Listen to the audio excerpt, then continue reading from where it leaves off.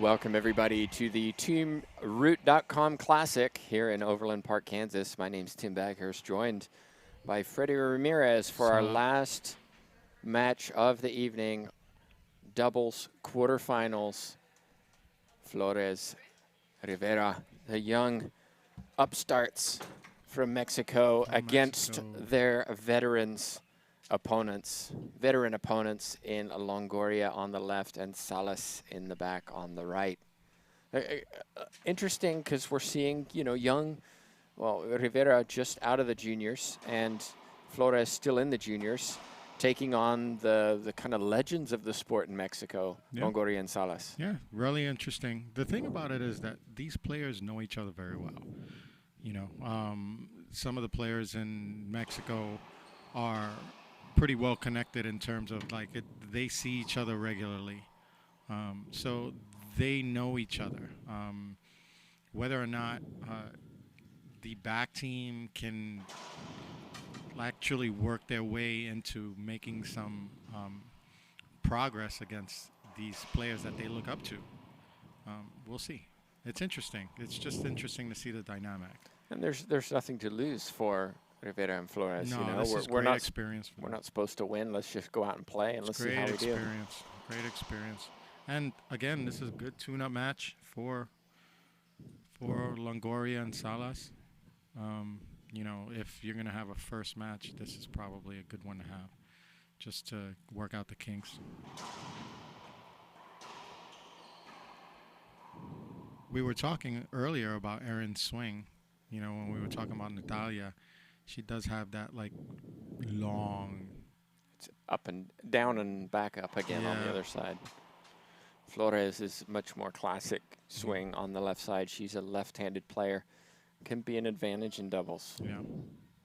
And she's deceptive too because she covers a lot of court. I mean, she's tall, she's a little lanky, and you don't think she's that fast, but she, I've seen her. She covers court.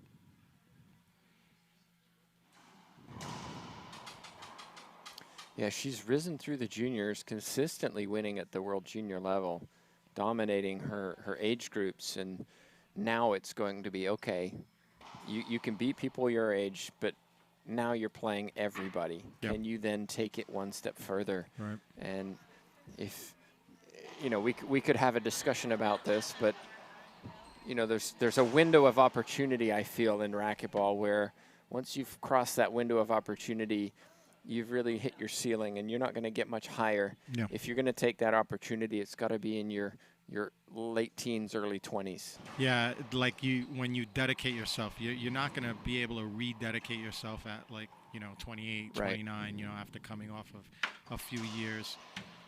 So this for them is key in terms of, where they want to take racquetball, how serious they want to take the sport. The plus side is for them in Mexico, there's a lot of upside. The sport is growing. They have a lot of energy coming off of, the success from Paola and Samantha, and, they're attracting sponsors, they're building more courts. So for them, it wouldn't be a bad choice. You were saying this is the last match of the day. Yeah, it's been pretty long of a day for us. We had to start an hour earlier. Today, the normal, we were just about done for the day, and we had a few technical difficulties happening today. But as a team, we pulled together. We're having fun with it. A lot of thanks to TJ. Normally, you'll hear TJ on the mic a lot, but today, there were a lot of things that needed taken care of, and, she's always the glue that keeps us together, and Jay, working through the kinks. Next season promises to be really, really interesting with us in terms of streaming. We've got some improvements that we're working on that we'll be able to see pretty soon. So a lot of thanks to Jay and Tim, coming out. Thank you. Oh, my pleasure. It's always a pleasure to have you come out and share your knowledge, especially, with your international experience. And I always learn a lot when I hear you talk about some of the players. There's always tidbits that I say to myself, oh man, that's pretty cool. I didn't know that, and it just makes it that much more fun for me. So thanks. Oh, my pleasure. It's been fun having you on the mic and just hearing you. You've got a different perspective outdoor. You've been around the LPRT for a few years now, and you're always behind the camera. And so sometimes you see things in a camera that you don't see necessarily when you're just watching. And what we're seeing right now is a good start from the younger pair. And, Salas, Longoria, they've been here many times before. They'll settle down. Yep. We talked in doubles about the importance of who's in control, who's the boss of the team. Yeah, no, you're absolutely right. I Is think she having racket trouble? Yeah, Salas, I think, looks at her racket string. with disdain. Can't believe this happened again. Oh, she's going on with something. That's it. She ran out again. Right now, currently, there's someone stringing one of her rackets right now. She just broke another string, so she had to grab the first racket that was there on the floor. She didn't even ask. She just, grabbed it. So that's a testament to, she was like, all right, I don't care what I play with. I don't care what I Where's play that with. frying It was pan? right there. It literally was the only thing that was around, so she just grabbed it. I think it might be Alexander Herrera's, But, yeah, like you were saying, there's always, these little things that, you see when you're around the players regularly. You get to see just how dedicated they are, Or not. Or not, exactly. And for the most part, I'm really impressed. I've learned a lot from these players in terms of how do you maintain, how do you stretch. It's really, really, interesting stuff. So that's one of the things we're looking to do more with the tour now. The last couple of years we've worked on a few things. We've grown some. We want to start reflecting more of what it's like for the players on tour. It's really interesting. You see it, all the traveling that you do internationally, you get to know these players personally. That's one of the things we want to kind of start communicating about the tour, because the level of play, goes without saying. It's just so high. But it's been really interesting, and I'm really looking forward to next season, seeing you more, seeing just where we can take this. It's going to be cool. Yeah, having talked to you this weekend, I'm excited. I'm not going to say anything, but there's going to be a lot of changes, and I can't wait. So, 4 serving 4. Oh, get that. Rivera just stood there and watched it. Yeah, 5 serving 4.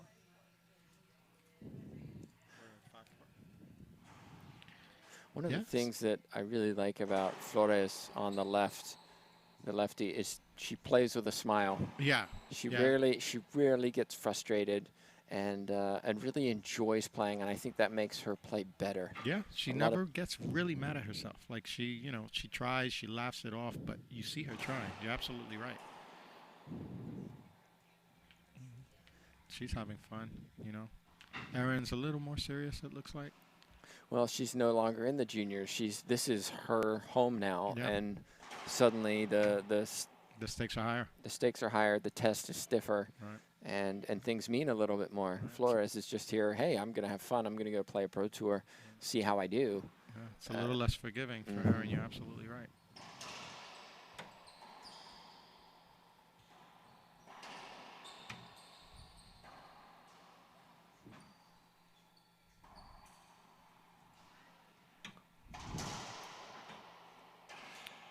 Again, these players have really interesting personalities. I mean, you see them on the court. It's they're communicating just what type of players they are. The front team naturally is, way more seasoned. The rallies are still pretty long, so it's an interesting game.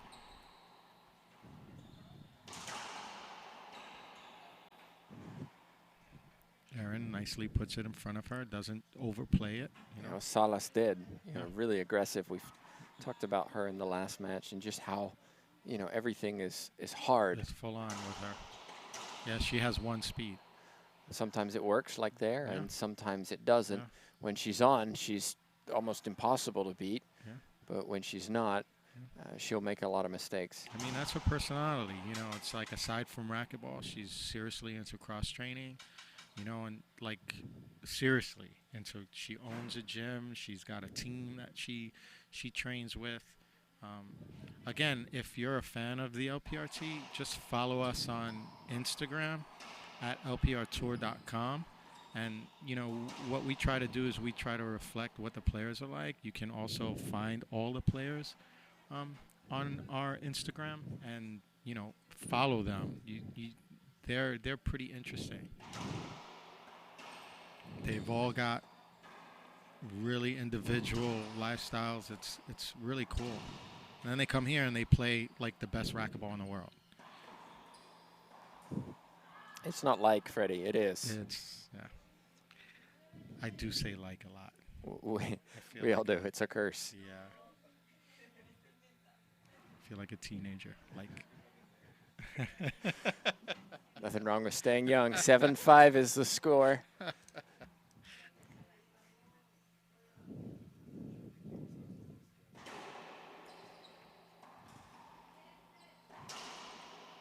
Salas and Longoria have pretty much dominated women's doubles for, gosh, since 2012 is when they started winning consistently at the world level and then transitioned onto the LPRT. They lost recently though, right? So Well, at Mexican Nationals or something like that. They did lose to Mexican Nationals, and I think it was 11-10 Mejia and Herrera. But that was last year, That was last year. not this year. Well, for me, that's recently because these two never lose. You know, so Yeah, it was a huge upset. yeah. Quite dramatic, and we may see that match again. They're on the other side of the draw, Herrera and Mejia. They take on Mendez and Vargas, who we saw dramatically win just a few minutes ago. Yeah. So we may see that matchup again in the final. Yeah. Could be a fun one. Could be. Of course, they have to get there. Flores and Rivera taking a timeout.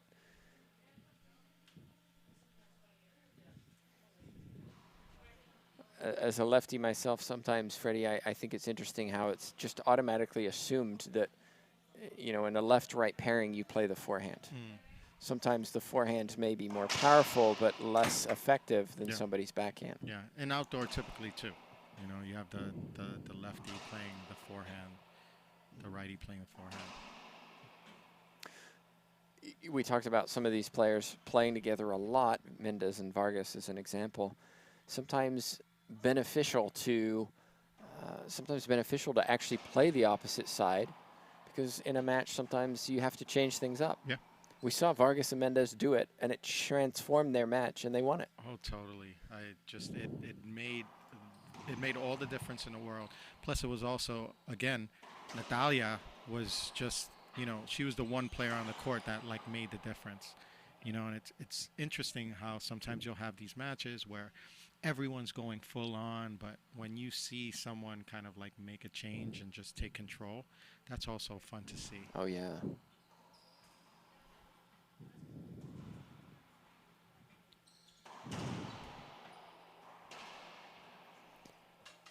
So one of the questions we had is Salas playing for Gearbox now? The answer is no. No. She's broken multiple rackets today and yesterday in warm-up. And warm-up. And so she ran out and just came off the court and grabbed a racket. So before anyone gets crazy, she's getting one of her rackets strung right now. So she'll be using it as soon as possible if they don't finish this match early. But we'll see. I've seen her do this like once or twice. If you're looking for an avoidable hinder example, that was right there. Break all rackets and switch to the Switch. gearbox. I've seen that.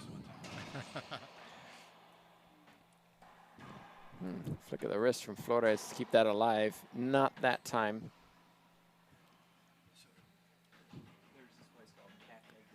It's been interesting to see Flores develop over the last 5 years. I first saw her in 2014. And she's one of the things that she's had to transition to is back when she was a lot younger, she was a lot shorter.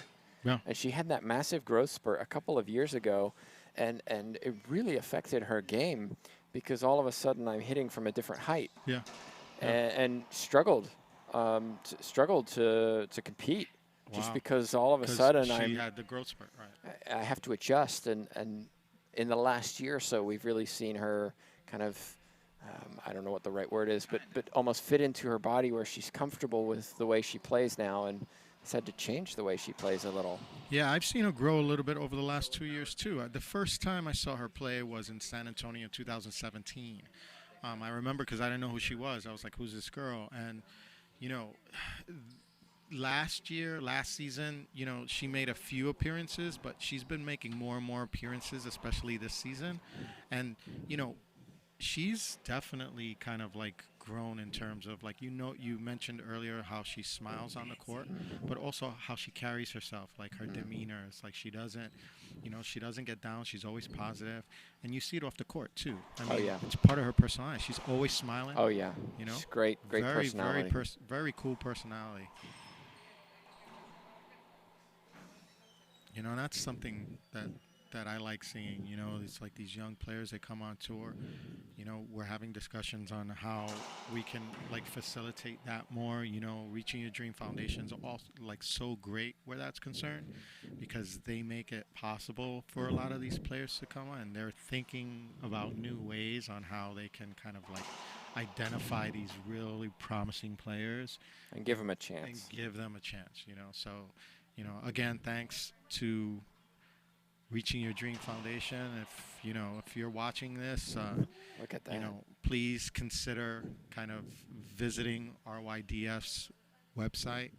Give to rydf.org. Consider a donation. If you're a racquetball fan, they do good things. Flores with 2 soft touches. I mean, look at it. She's loving it. She's playing really well. She's forcing Longoria Salas to take a timeout. Yeah. They're playing well. They're hanging around. They're saying, "Hey, we can play with you guys." So that's pretty telling. It's like, look, they're off court. You can't see it right now, but Salas and Longoria off court. They're like, okay, discussing what's going on. So this is key for the team that's on the court right now, because it's like they force them to make a timeout.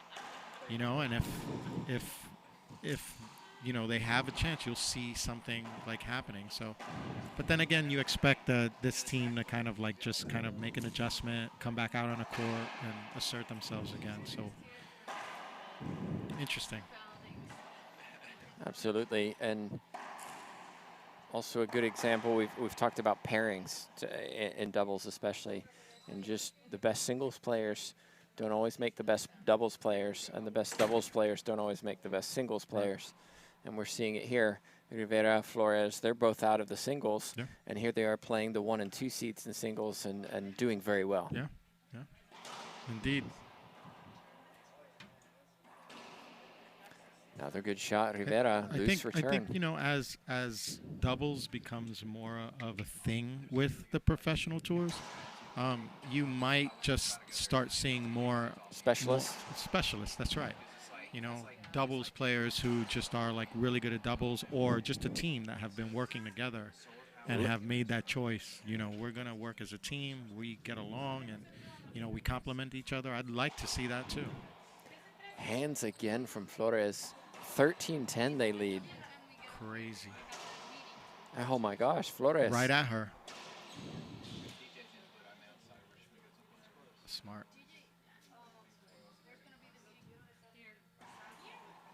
Big skip that time. Big skip, but she's confident enough to take that. She's got great hands. Paula's putting it right back to her, and she's just putting it right back. So.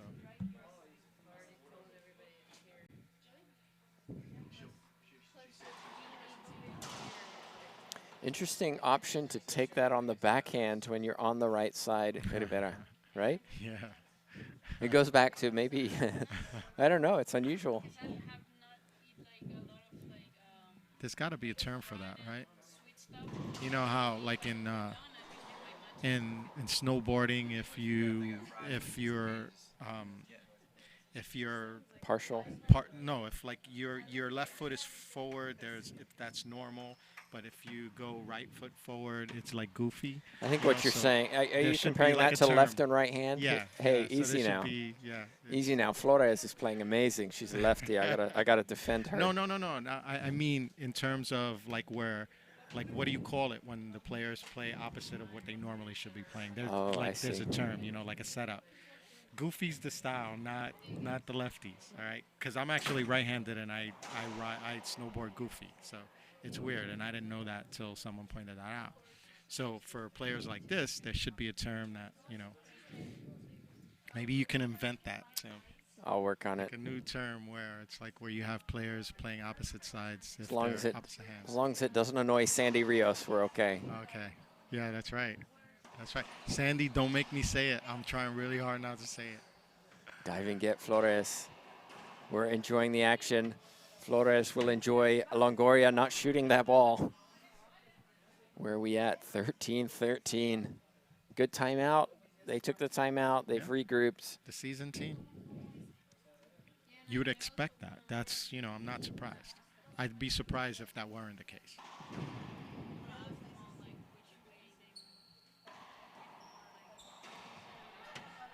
Oh, no, Rivera. Just Just didn't have the footwork to get out of the way. no. So game point number 1, Salas and Longoria. Salas sticking with the high lob Z.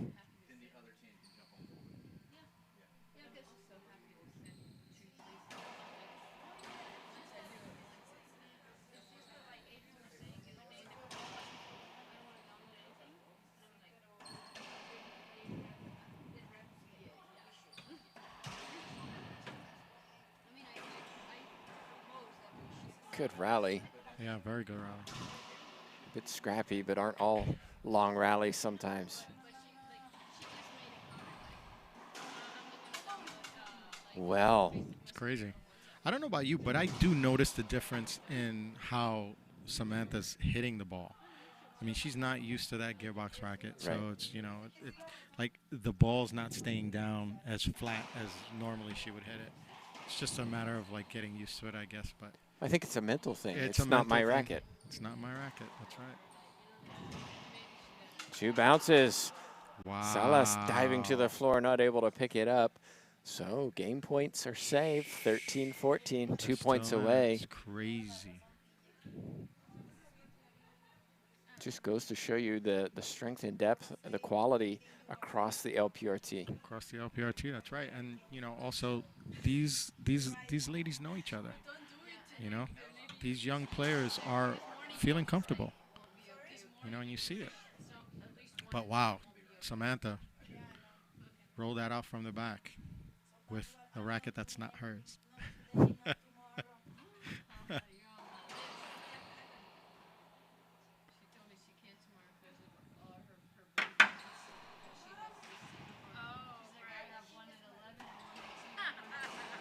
Flores goes to the left to Samantha Salas's forehand. Not that time. Yeah, she's just powering it through. Yeah. That was all power right there.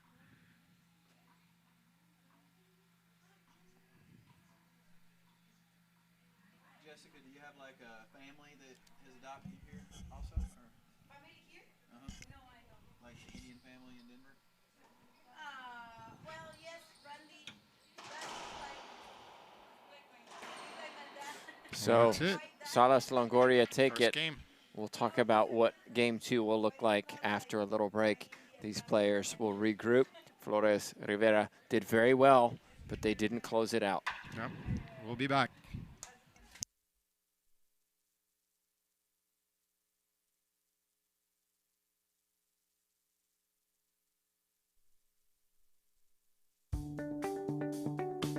I'm Holly Scott, I'm 20 years old, and I'm from Seattle, Washington. I've been playing racquetball for about 15 years. My dad started because I didn't like the daycare at the gym, so I was very bored and I needed to go play racquetball. It's my calling. I love the LPRT. I get to travel, meet new people, work on my Spanish, and it's just a great experience and everyone should experience it. Reaching Your Dream Foundation is really important to me because it helps me travel, to get experience, to do better. racquetball and in life. They teach you to do things professionally on and off the court. My goal is to be #1. Obviously, same with everybody. It's difficult, but with their help, I can work for it every single tournament and get better. Donations are greatly appreciated, no matter how big or small. It helps players like me reach our dream.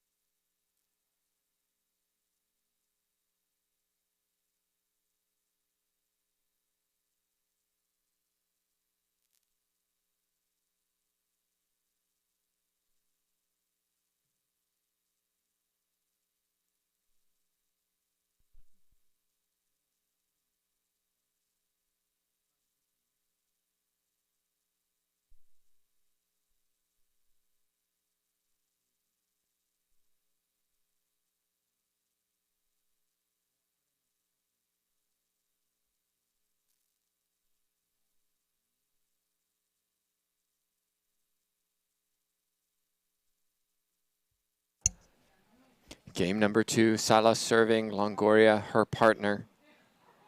#1 seeds taking on the challengers. Rivera on the right, Flores on the left. Close first game. 15-13 the scoreline. Very close first game. Cagey start. Yeah. Oh, that's loose from Flores. Very patient, and there goes Samantha. Ooh. Turning the pace up. Great Smart, read really, by Aaron. Wow. Really.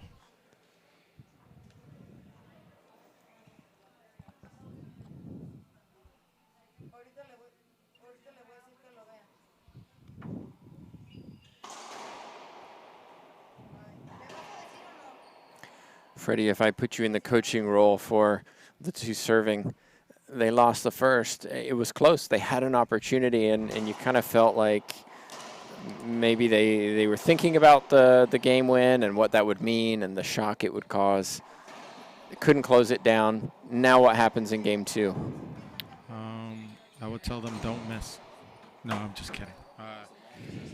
Yeah, I would just, I would just be pointing at all the good things that they did the game before, just to try to keep them kind of like in that spirit of, wow, we're in this, rather than we lost the first game. You're actually in this match, right? Because they are.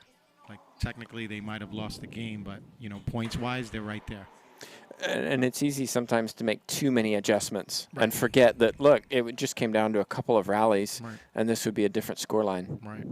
Right. Sometimes just instilling a little bit of confidence and just, giving them that little thing like, go. Just, that little push, like, keep going, keep doing what you're doing, and that confidence can push them over that lip.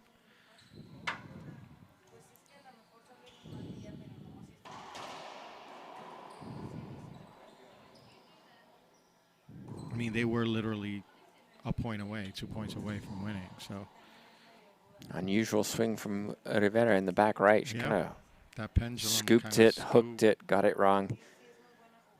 What we typically see, though, if you look historically at these matches, underdog, close first game, lose it, second game, they get blown. not, yeah. So we'll see if it happens. And this boils down sometimes to mental fortitude. That too, and then it's also kind of like, the season team getting rolling, right? So, rhythm. It's like you have like teams, if they were facing like a top tier team, right? They come out ready, right? So it's like they're playing a team that everybody knows they're supposed to beat. The first game was close because, they made the intensity may not have been, dialed up all the way. Right, so it's like, now we have to work to take the game back. But what you'll see is kind of like what you explained earlier, it's like, okay, the second game will be different. You know, they're out of that mode where it's like, oh, we're playing this young team, and you know, whatever. Let's just finish this game. Or let's finish this match now.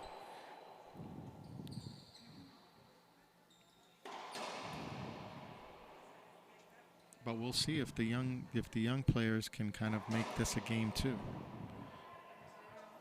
If you're just joining us, we are at the TeamRoot.com Classic in Overland Park, Kansas. I want to say a big thank you to Randy Root and his company for supporting this Grand Slam.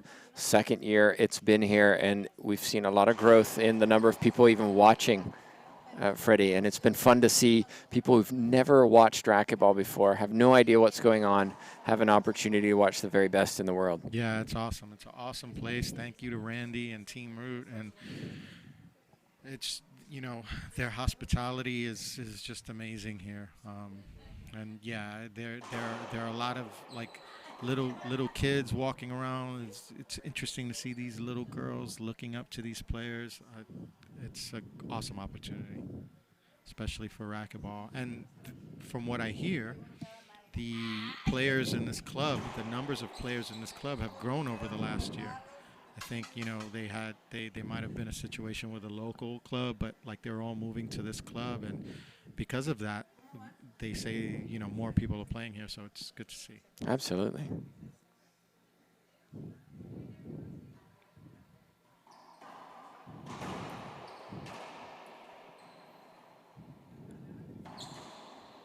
Tries a big overhand shot from the back, just kind of doesn't work. Oh, you hear Jessica in the background. That's it. You know, back to yelling at Aaron.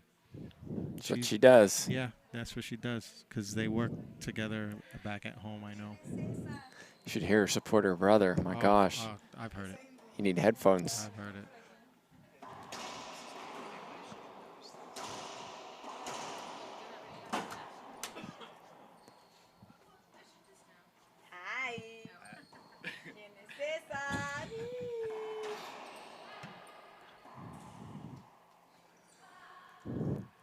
Flores a little bit frustrated. She needs to stay positive. 5 serving 0. Yeah, it looks like, you know, what you kind of like predicted is starting to happen. You have the seasoned team kind of like pulling away, and all the little comedy of errors things happening, like the little, you know, the bounce that leans their way and all this stuff. Right now we're at 6-0. Coming in, trying to clean up this match. Samantha Salas sticking with this kind of high lob Z, not so high, but seems to be providing some opportunities and then putting them down. And Salas has really settled down. We talked about the racket switch, not intentional, by the way. She seems to have found that rhythm now. Yeah, yeah. Plus, they're also being very deliberate on what they're doing with this team. You know, it's like they're pushing them to the back, and they're forcing the plays and just putting it down, kind of like all business. 8-0. Tiempo for Flores and Rivera. Probably a good timeout. Yeah, a little late. Seem to be picking a little bit on this right side, Salas and Longoria. Yeah, I noticed.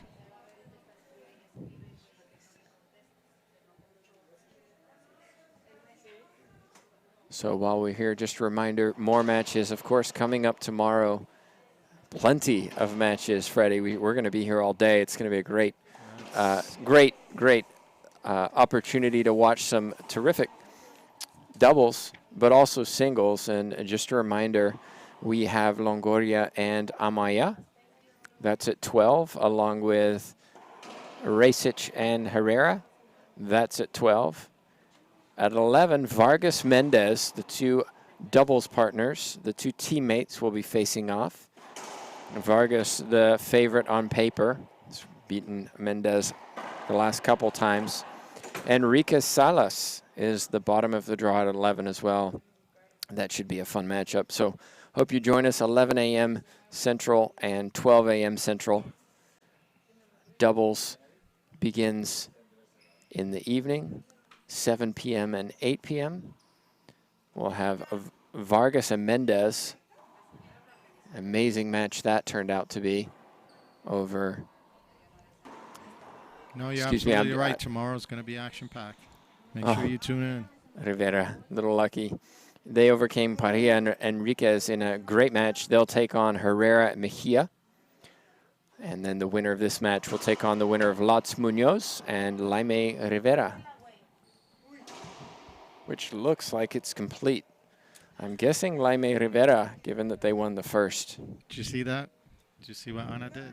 Ana just like blasted Salas in the front court. Salas got caught close to the wall, and she just kind of like nailed her with a straight shot, you know, kind of giving the little veteran there, you know, the little kind of like shot.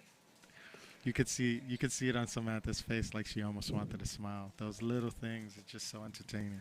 The game within the game. Love it. I don't know why Salas had her racket raised.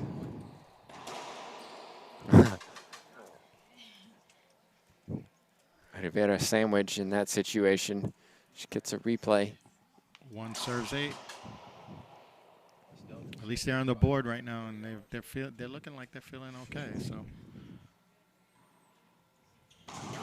anything can happen. Great shot. That's just power right there.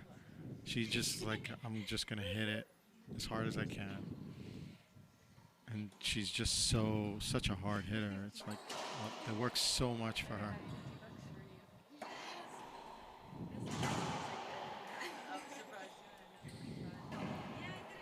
Wow. And again, Flores. It's crazy.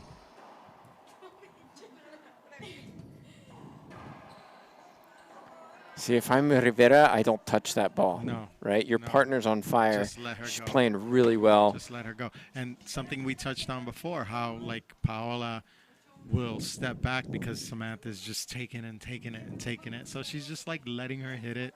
Really entertaining. She gets one shot. She throws a little dink in the right corner. Boom. It's over. It's just, you know, fun to watch. Absolutely.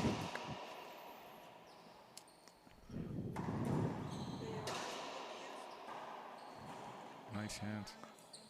Oh Wow. I love that shot. Oh my goodness. This is fun. Crazy shot.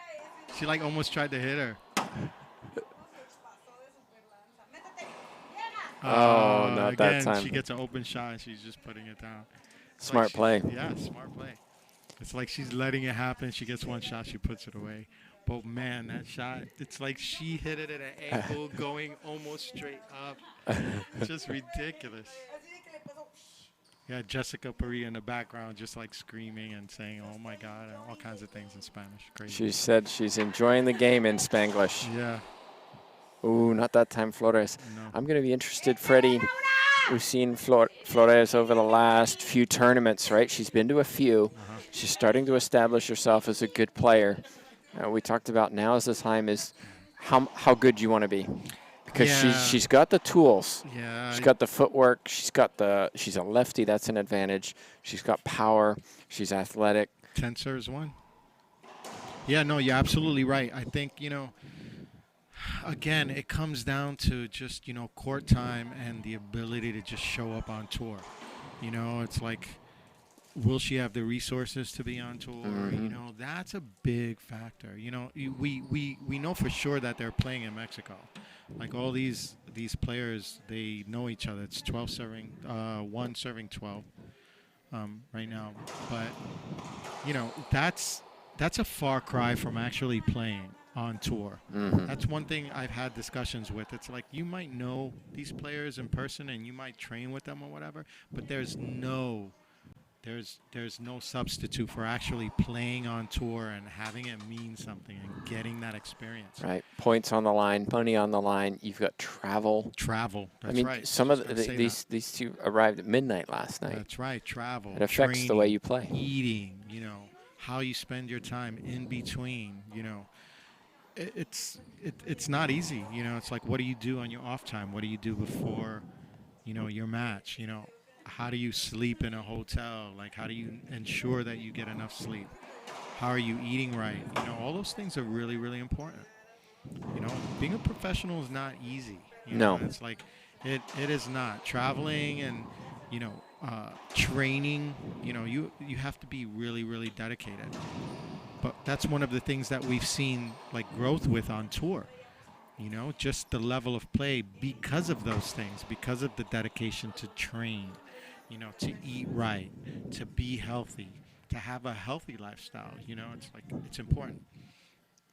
So we see all those things on tour, and it's just, some of these women have just grown. I was saying before, like I'm really impressed, and they do. They inspire me. There's just a lot going on with these women on tour.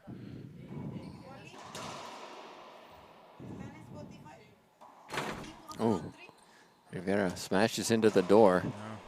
I'm like looking at the cameras. Please stay on the glass. Well, we talked about whether it would be continuing the momentum or and they did what they were bit supposed of to bit of a blowout. It turns out to be Samantha Salas, Paola Longoria do. doing what they're supposed to do in game 2. Game 1, though, credit to Rivera and Flores, played really well, made a game of it, and I think given them a little bit of confidence in future as they continue on this tour. A lot of upside, man. Well, on behalf of myself, Tim Baghurst, Freddie Ramirez, and all the team here, thanks so much for watching the LPRT today. Thanks again to Randy Root, teamroot.com, for putting on this. Of course, we begin again tomorrow. Hope you join us. But until then, thanks for watching. Take care.